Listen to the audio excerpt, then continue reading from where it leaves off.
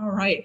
Welcome. Thank you so much. And we're glad that everyone is with us. And I am very pleased to be able to introduce Dr. Sherry Kelly, who is a licensed clinical psychologist and clinical neuropsychologist with more than 30 years of experience in the field of child development.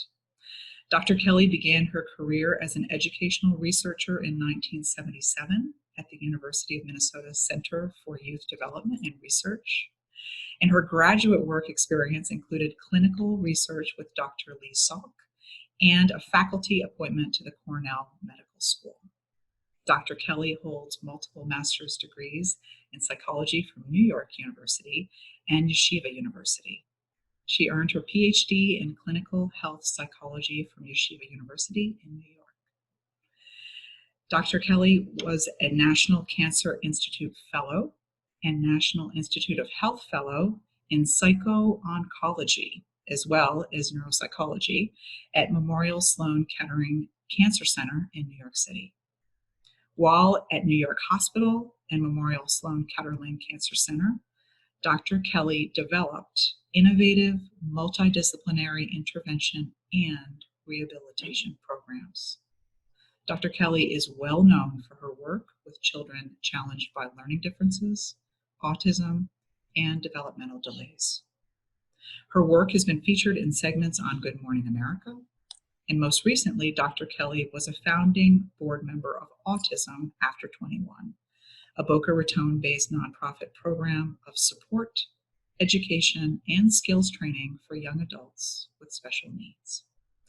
Dr. Sherry Kelly's workshop, Positivi-Teens, provides parents and teens with practical cognitive strategies for choosing happiness. Welcome, Yes. Welcome. My goodness, what a Thank wonderful. We're so grateful to have you. And if you would like to go ahead and pull up your screen. Oh, it's great to be here. It's wonderful to be here. I'm going to just pull this up. There you go. Well, it's wonderful to be here. Thank you, Laura, for inviting me. And I'm so excited today because it's such an important topic, especially as we are gearing up to return to school, hopefully, or return to learning for those of you who are, in higher education. This has been a very stressful time. So today I am combining the science of neuropsychology and the power of positive psychology to bring together key strategies in first understanding how the brain likes to learn, and then second, how do we make learning more effective for all students? How do we as educators bring learning to a higher level that's accessible to all students no matter what their differences are? And then what are the key strategies in a very simplified way that students and teachers can tap into to become actually more positive learners, happier learners? So with that, I just wanted to show you this slide, because as educators and as people that work with kids and young adults, everybody here has a unique strength, a unique set of skills and gifts and talents that we tap into in working with young people. Natural skills and abilities and talents. And even if you don't label it as a strength, it really is. It makes you who you are, and it's the reason why you're here, why you went into the helping professions or education. And so today's presentation is going to ask you to tap into that, because one of my objectives for this presentation is for it to be transformative, for you to walk away a little bit more informed than you did when you started, and then also a way for you as a teacher to enact change and transformation with your students. So here are our key objectives and goals today. I want to discuss the key concerns that are facing educators right now in this post-COVID or during the COVID crisis world.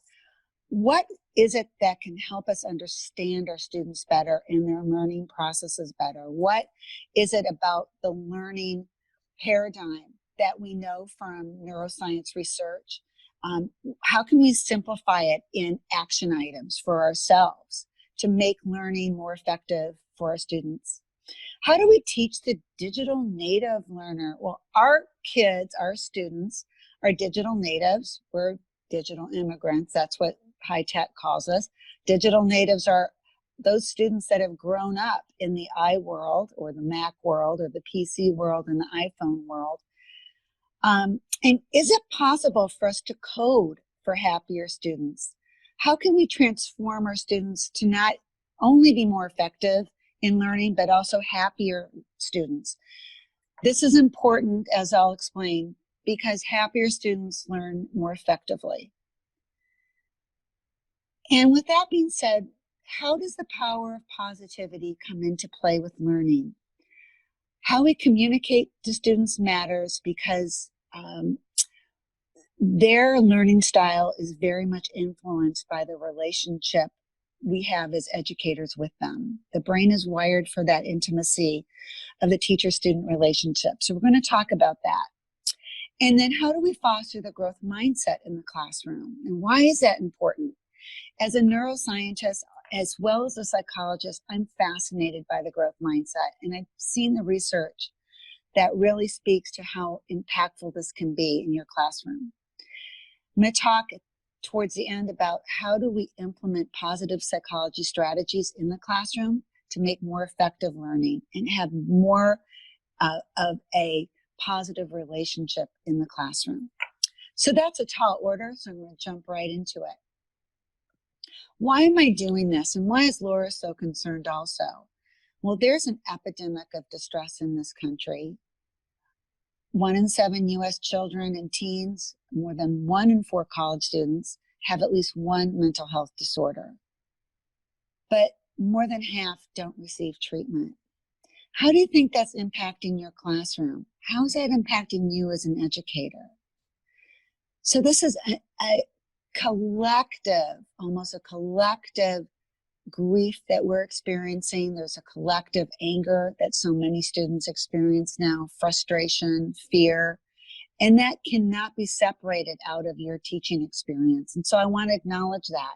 And that's one of the reasons why I'm bringing this presentation to you today, because as educators, you're dealing with students who most likely have experienced distress, anxiety, depression, significant changes in their lifestyle, especially over the past 3 or 4 months. It's going to impact their learning. There's a prevalence of mental illness estimated in the college population that's about 20 to 25% per the NIH, and this was before COVID. Suicide is one of the leading causes of death among young Americans. It's probably, some statistics say it's within the top 4 causes of death, some top 3 causes of death for young Americans. That's a staggering statistic. This is also impacting this depression and anxiety that is so commonplace in universities today, is impacting their ability to actually go to school and learn. So a recent study from the National College Health Assessment, American College Health Association's arm, found that 48% of females and 37% of males reported feeling so depressed or anxious that they could not function enough to attend class. Not only that, as educators, we're contending with learning differences on campuses that are just significant. 20% of undergraduates have a diagnosed LD. Many more are undiagnosed.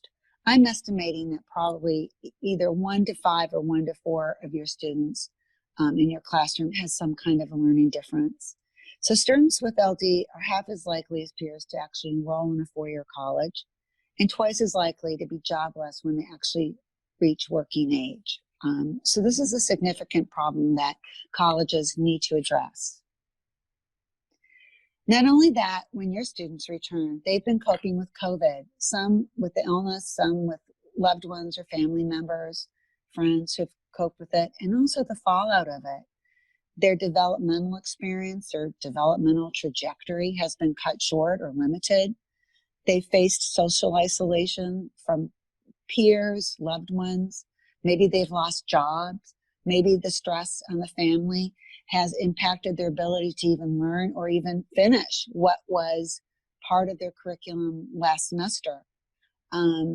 There's great uncertainty in the high stakes and the high cost of college right now.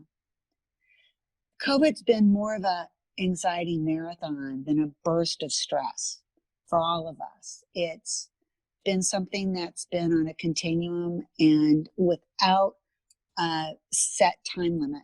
So in other stressful situations, we are helped through it by knowing that it's only temporary.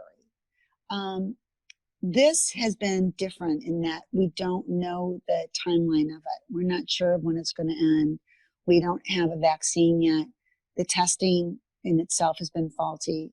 So this is all added to the anxiety of COVID.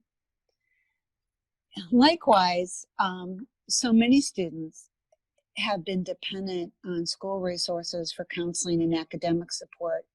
But during the COVID crisis, they haven't had ready access to that support network or that counseling system. I know that in New York State, for example, the SUNY system has provided and kicked up into gear a mental health support system for its students that's free of charge. But for many students, they have not had access or even knowledge about the supports that have been readily available to them. So kids are at home, students are at home. And one of the reasons I have this picture of the Roman Colosseum up is that the Roman Colosseum 2,000 years ago is where life happened. It's where life was dramatized. It was a reflection of what was going on in the society. It's where people came for entertainment, for sporting events, to sort of take the pulse of society at the time. Judge, jury, victims, prosecution were all in the Roman Colosseum. It really reflected the society of their time. And it was a cruel place. So your students' Roman Colosseum today, 2,000 years later, looks like what, do you think? A cell phone. So now the Roman Colosseum for our students is in the palm of their hand. It's where the pulse of today is taken. It's where kids connect with others. It's where society happens. Whether you like it or not, this is where society happens. But growing up in the social media and digital world has an impact, and also has a big impact not only in self-esteem but on education and how kids perform in the classroom or perform online when they're in classes. So much of themselves is dictated by the image that they're comparing themselves to with others, what they're supposed to be doing, what they're supposed to be tuned into. This is the judge and jury. This is where entertainment happens. Unfortunately, though, the irony is that today's college students feel more isolated than ever before, even though they're more connected than ever before through the digital world. Depression and anxiety, the most common disorders we see in teens and college students, has actually heightened. It's doubled, coincidentally or not, since the introduction of the iPhone, and particularly since the introduction of social media platforms. Before COVID, the average US teenager and college student spent about 4 hours per day on social media. I'm waiting to hear and to read what the latest statistics are. But when you think about how much time per day your student is spending, not only on the internet for schoolwork or for learning, but on social media. One of my students reminds me that comparison is the thief of joy. When you're spending 4 hours a day comparing yourself to others, that's a lot of joy that's being stolen from your life. It also is impacting how your students are learning, and that's what I'm going to focus in on in a little bit. So you as an instructor are competing with a device. I love this quote by Diana Graeber, who is a great teacher and educator. She is the founder of Cyber Civics. Social media likes, the ding of a text message, and the endless social media notifications activate the reward center of the brain. Yes, it does. And it provides it with the same shot of dopamine it gets from food, exercise, and sex. This makes it really hard for kids to resist their device. I bet some of you are even competing with this device in the classroom, and I know you're competing with it online during virtual learning classes. So is media and technology all bad? No. It's a great way to expose ourselves to new ideas and knowledge, social connections, efficiency of tasks, speed of communication and learning, access to the world. It's opened up a library of information to the world, but it's also changed the way that our brains work, and particularly the brains, the developing brains of your students. It's actually rewiring the brain in a different way, or in a unique way that we've never seen before. Why? Well, technology is changing the way students think and the way that they focus. The capacity to reflect, reason, draw conclusions is now different with technology. Exposure to technology is wiring the brain differently for our students who've never known anything before that. Just think about the way they do research. They don't go to the library, they Google. They know more about what's relevant and are less apt to do the legwork to go find information that's on page 10 of their Google search compared to page 1 on their Google search. The technology available determines how brains develop. It also develops the brain in a different way in terms of its internal timing. The timing mechanism of the brain in the past, or over evolution of tens of thousands of years, was built on a system of hunting, collaboration, cooperation, tribal needs, family needs, and intimacy. Learning was very much about having a relationship with the teacher, or the relationship with the mother or the other parent in teaching and guiding you. You think about how our brains developed over tens of thousands of years. Well, really, in a very short time, our brains adapting in a different way. One of the results that I've seen in my work is that our kids who are digital natives are much more reactive in nature than proactive. I'm going to talk more about that during this discussion, but I want you to think about how your students are different now compared to where they were maybe a generation or two ago. So whether we like it or not, we are teaching students that are data-driven and technology-driven. And we also need to think about what our students are going to be working with as they become adults. In about 20 years, it's estimated that the workforce will be interfacing with artificial intelligence around 50% of the time. So are we really preparing our college kids now for the data-driven life they will be living in 20 years when they're at the peak of their working careers? And that's a big challenge. And I don't know if we're meeting that challenge right now or even thinking about it. So this is why it's more important than ever before to have this discussion. In terms of just reading and absorbing material, the author Nicholas Carr, I think, summed it up. He was talking about how he read a generation ago. Once I was a scuba diver in a sea of words. Now I zip along the surface like a guy in a jet ski. And I think that's kind of how our students absorb material, or they think that they can absorb material. They are more passive learners. They're not diving in as deep. They're kind of jet skiing quickly along the surface of material. They're not letting the material marinate, nor are we really giving them that opportunity. And it's necessary for that material to sink in, which I don't think they fully understand. So how do we learn? Well, I'm going to break it down into a very simplistic view. And I hope there's no other neuropsychologists out there, because they're going to probably say, well, this is oversimplified. Yes, it is, because I want it understandable. And it is easy to understand when you put it in a very organized manner. So we do a lot of our learning from emotional encoding. And I think that's something that is lost in the digital world. Our brains are wired for the intimacy of learning and education. That's just the way we've evolved. We've had to survive. So the relationship that you have with your students is so important to how they're ultimately going to learn. I don't believe that kids can learn solely from a computer or from AI. There's a relationship component.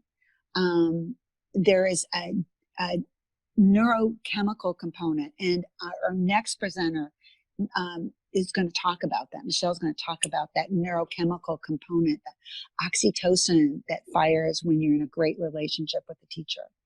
That helps us make connections. That relationship helps us get into that zone to accept the information, to understand and see connections, to make connections, to anticipate what might come next, anticipate connections, to find patterns, to feel safe, to develop the action plans, and to engage in learning that ultimately, in some aspects of learning, will foster muscle memory, that will foster our ability to retrieve information quickly, and number one, that will enable us to organize information.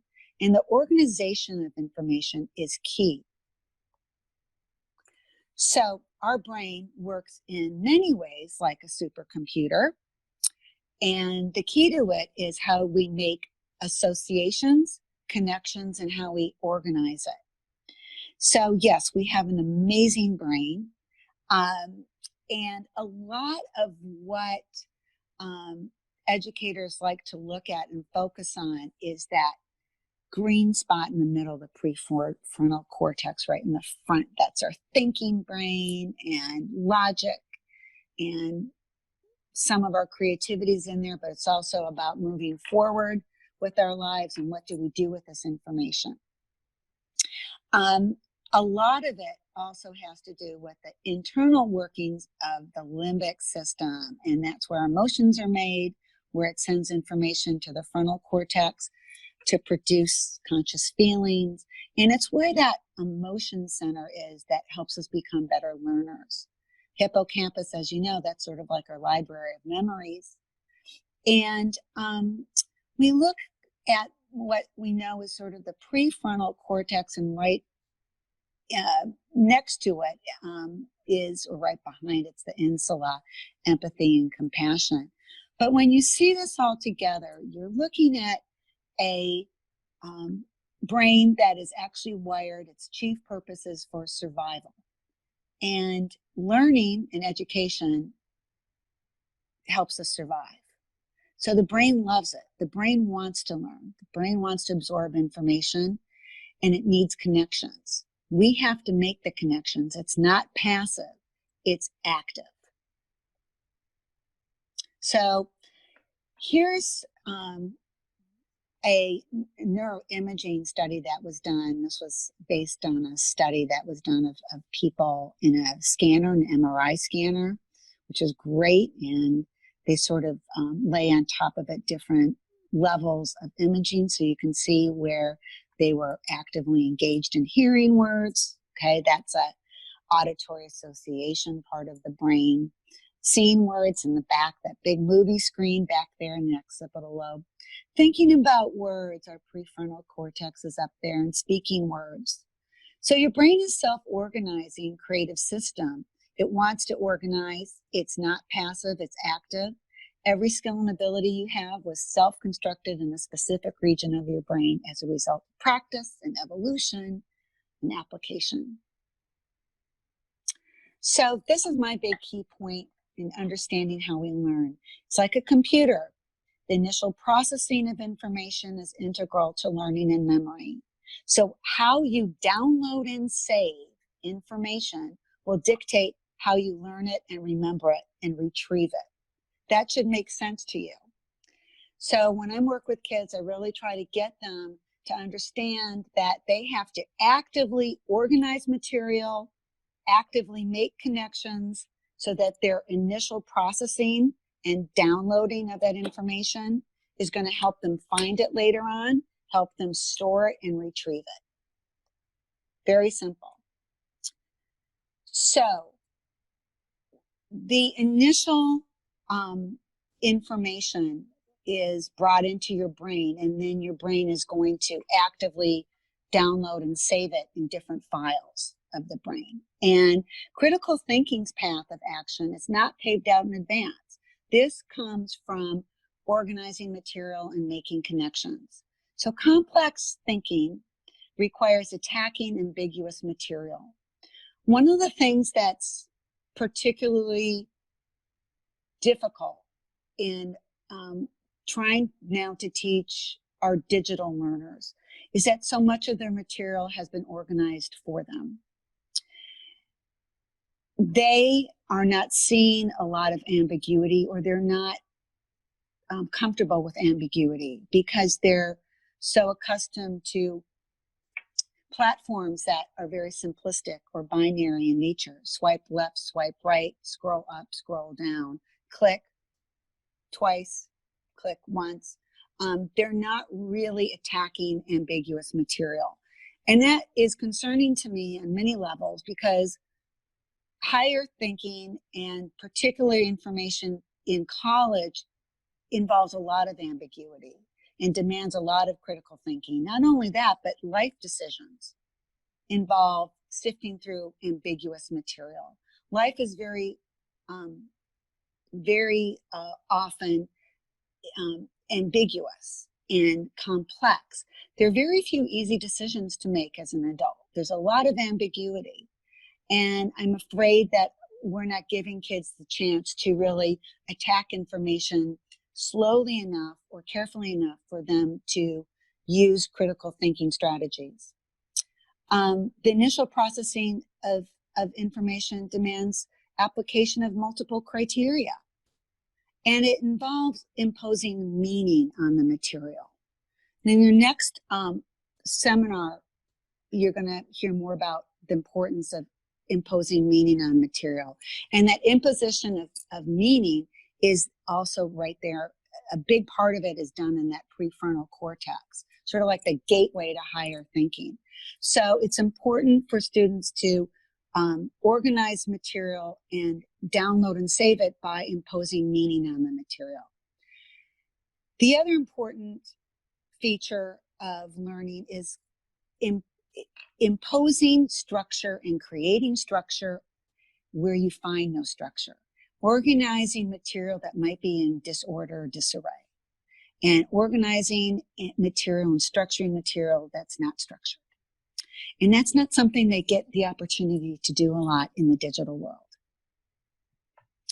So when I'm looking at the brain as a neuropsychologist in the brain and learning, I'm looking at these different structures. My favorite one is the thalamus, because that's really sort of like the switching station and the gateway to the cortex. But I also really love the basal ganglia, which is associated with movement, but it's a key structure that evolved actually out of the limbic system, evolved out of our emotional system. It had to do initially in evolution very much with fight or flight, which you're going to hear about next. It has a lot to do with putting what we know into action and helping us to organize that material into our brain. So it's more than just movement. So here are the key takeaways. If you do not effectively organize what you are supposed to learn, then learning and recall of information will be limited or faulty. This is particularly difficult during times of stress and distraction. This is a study, I'm going to show you the next slide, that was done of being inattentive and catching yourself being inattentive. So this was a study that was done on this. And you can see the different areas of the brain trying to reground yourself into attention and what happens and where it's coming from. So where do we go with this information in addressing learning in this decade, in the decade of the 2020s? Well, let's look at the internal metronome that I talked about, which is that basal ganglia and thalamus switching station in the brain. So one of the things I'm really concerned about in terms of how our kids or young people's brains are working right now, something that's called cognitive tindering. You probably all know about the app Tinder. So I like using this application to teach kids about learning and what's wrong with learning today. It's based on a binary system, 1, 0, on, off. It's very simplistic. A lot of the applications that kids like today are those that were really designed for consumerism. They're designed to sell products. Well, I guess you can say Tinder does sell products, and the products are you or kids or young adults. It was based really for adults, not for kids, but a lot of the programs that kids use are based on this very simplistic type of an on-off 1, 0, 2 states of digital technology. It's can be used to represent situations that are true or false. A lot of educational games for younger kids are based on the system. So what's wrong with it? Why do I have a problem? Well, I have a problem because very little in life is swipe left or swipe right. And if we're training a generation to seek out that kind of content, they're going to be really frustrated in life. And we want to raise proactive students, not reactive adults. The other thing I'm concerned about are the timing mechanisms in the brain being affected by a lot of the technology that's out there. And this is one of the problems that I think you might be sensing with your students. The brain accommodates for the high impact and constant stimulation that is given to them from games, particularly video games and applications and fun apps, but particularly video games. So it's actually training the brain to be more passive because the brain downshifts to accommodate for a lot of stimuli, a lot of action, a lot of visual and auditory stimuli. So what happens a lot of the times, not always, but a lot of the times with games, is that your processing speed, your processor in your brain, actually slows down in response. It gets lazy. It doesn't have to work so hard because it's getting stimulated from external sources. And again, it's becoming more reactive and waiting for the work or the stimulation to come at it.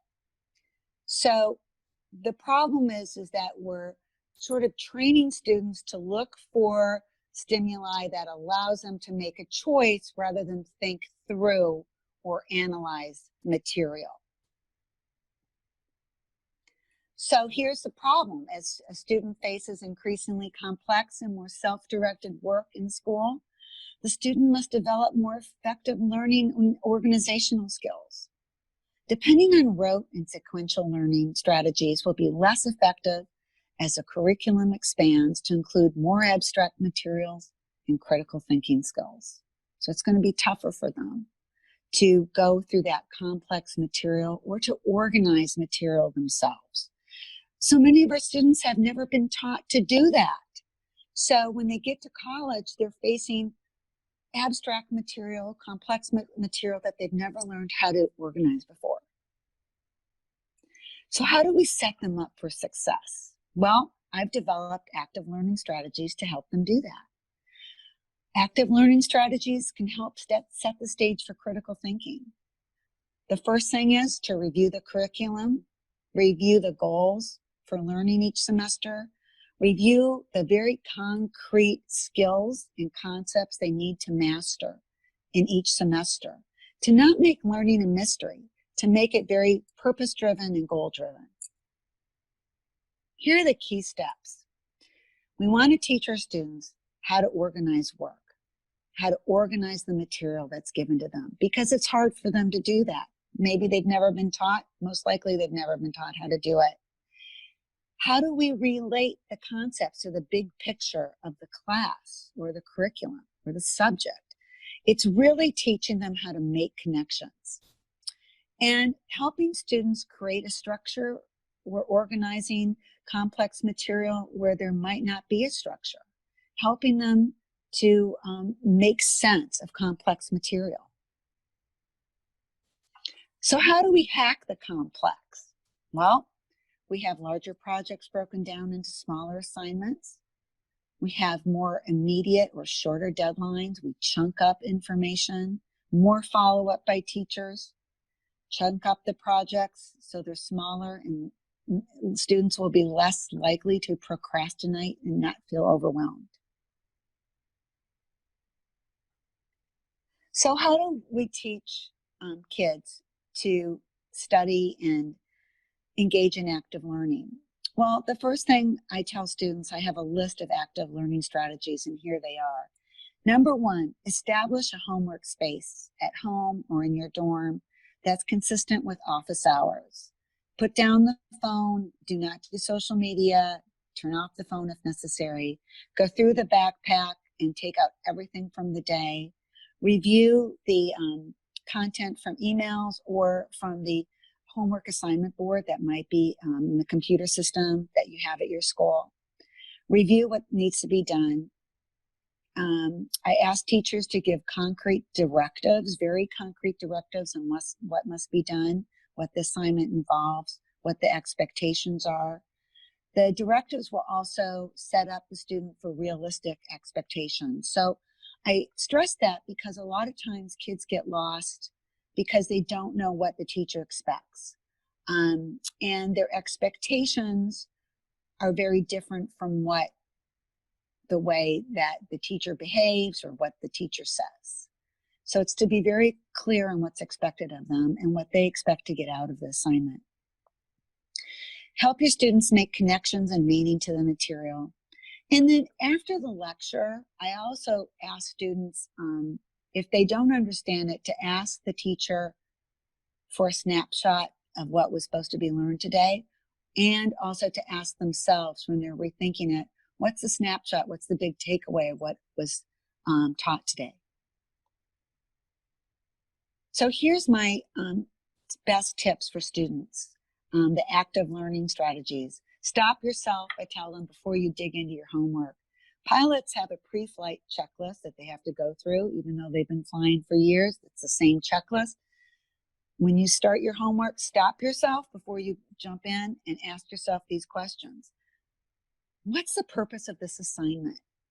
Why did the teacher give me this homework?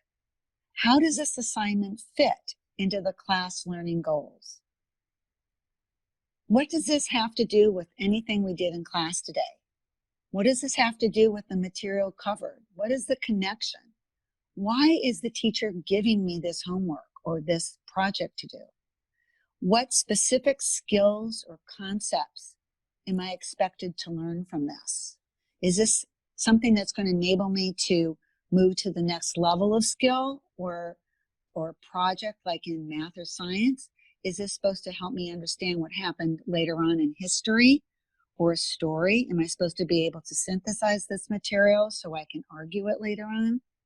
These are the key questions that your students should be asking themselves. More strategies. Is this assignment about memorizing content or demonstrating a skill? So I want to know what I'm supposed to learn and how to learn it. What prompts or buzzwords did the teacher use that are also in this assignment? So searching for that connection. Is there a connection to other materials we have learned or to another class I'm taking? So this, typically might run, for example, between, let's say, biology and chemistry. Is there something that you need to learn about molarity from chemistry that you need to also know for bio? In history, for example, connecting it to English, did the teacher in English assign the crucible because we're also learning about 1950s McCarthyism? And that's when, Arthur Miller wrote his play, was in the midst of McCarthyism. So are those connections there?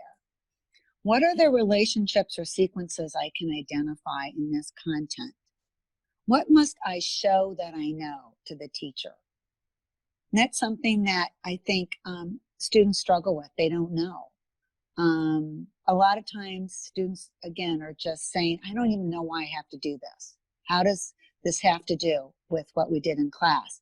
And there should not be a mystery. Students should not have to figure it out themselves. It's too complex for them.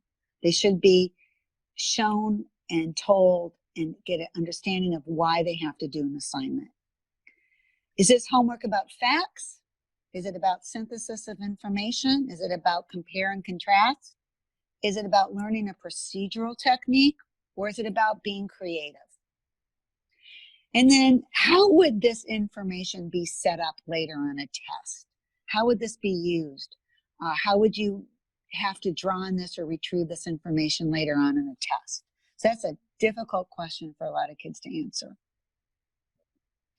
So this strategy sequence, this active learning sequence, is actually coding your child or your student's brain for proactive learning. We're trying to teach them how to learn effectively.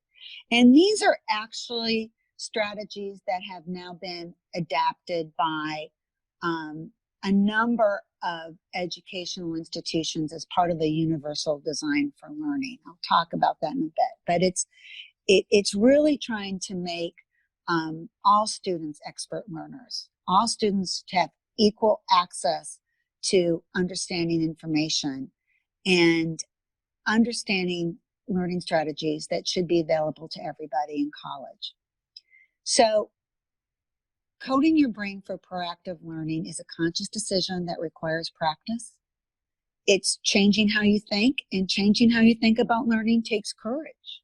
It's growth and it's hard. Change is difficult for a lot of people. It's about clarifying goals for your thought process and your behavior, being goal-oriented and purpose-driven in your learning, and using internal resources to spiral upwards.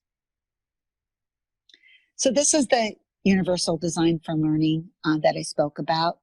It provides multiple means of engagement, representation, action, and expression. And these are the action items that teachers can use to help stimulate those association areas in the brain. We teach kids in UDL, we provide multiple means of engagement in the classroom, multiple means of representation in the classroom, representation of the information, being resourceful, knowledgeable learners, providing options for comprehension, not just one way to comprehend material, and providing multiple means of action and expression in the classroom. And at the same time, this is providing executive functioning support to your students. So here it is, and you can look this up. Landmark College uses it. The National Center on Universal Design for Learning is a great resource. CAST, C-A-S-T, is a great resource for it. So you can see that we're really trying to get students to be engaged, motivated, purpose-driven learners. We're trying to give them lots of options for using language, using expressions, using different modes of engaging and connecting to teachers, and organizing material that fits their learning style. So how do we do the opposite? How do you kill learner curiosity? Well, this is what we know from research. And in 10 easy steps, what not to do. Dictate learning domains. Give them limited choices for learning. Don't tell students the relevance of content. Focus on answers, not questions. Don't provide technology that might help them understand and learn more effectively. Force awkward collaborations. I see that a lot with a lot of good intentions, but it's not good to force awkward collaborations between students. It actually causes some roadblocks in learning. Let them collaborate with the people they feel comfortable collaborating with. Don't allow for creativity. Well, that's a big mistake. You want to foster creativity. Reject inquiry-based or project-based learning. We want kids to ask questions. We want them to question the material you're presenting. Focus on standards and data rather than learning is another way to kill learner curiosity. And be sure as a teacher not to model curiosity yourself. So these are the 10 easy steps of how to kill learner curiosity. And then finally, a bit of help to teachers and a caution to teachers about technology. You're more important than any technology you'll ever share with your students. Technology should support the relationship between teachers and students, not replace it. You're the most important factor in how students learn. Your gifts, your communication style, your caring, your emotional authenticity is what's going to be most important than anything you'll ever say as a teacher. So I want to end it here and say thank you. And so we'll have time to have questions. Laura, do you have any questions right now? I don't have any questions as of this moment, but I loved your talk. I love that it was so brain-based, and I will look forward to hearing from the group. So what we'll be doing is we'll be unmuting your microphones for those who are in the audience, and you're welcome to speak your questions. You're also welcome to put them in the chat space. Either one is fine, and we will go from there. Awesome. Well, I do this talk to teachers all over the country and workshops. And the second part of this series, which I wasn't able to do, was really how to bring positive psychology into the classroom and how to use character strengths in teaching. So that's another workshop that I hope you'll have me back to teach about how to use character strengths and what that has to do with the neuroscience of learning. Oh, I love it. Well, you're speaking my language as someone who has a program that's based on positive psychology. Yes. I would love to hear that myself. Well, thank you so much, Dr. Kelly. And thank you. And yes, then the floor is open for questions, so we'll take it from here. Thank you for having me. It's been great sharing with you. Absolutely.